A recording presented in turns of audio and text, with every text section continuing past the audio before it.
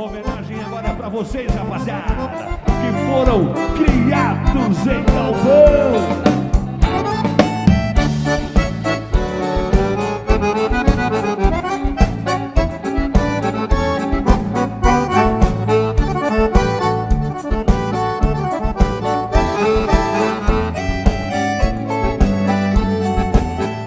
Nasci na pampa azulada e da minha terra sou peão,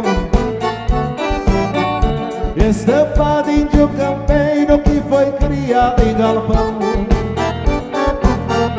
Gosto do cheiro do campo e do sabor do chimarrão, e de dobrar boi bravo pialo nos dias de marcação.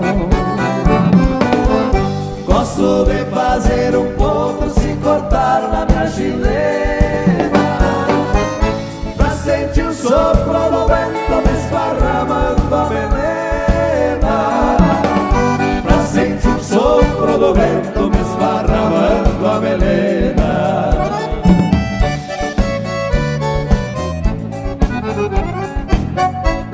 Eita, bonito, Fandango Velho.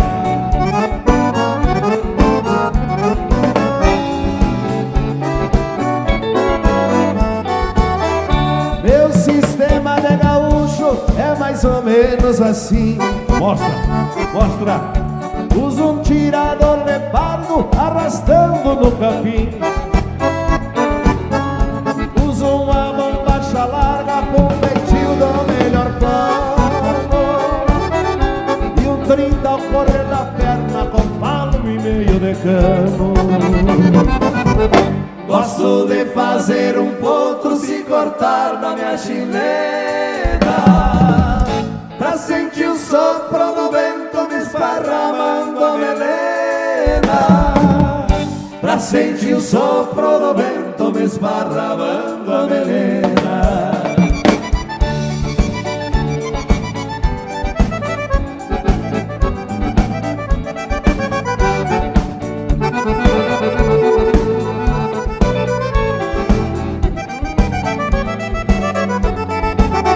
Grinudo que sacode arreio, enganchou só na paleta. Eita, que é paleta. Pois as esporas que eu uso tem veneno na roseta. Tem um preparo de doma trançado com perfeição, pra fazer qualquer ventena saber quem é este peão. Gosto de fazer um pouco, se cortar na minha chilena, pra sentir o sopro do vento me esparramando a melena, pra sentir o sopro do vento me esparramando a melena.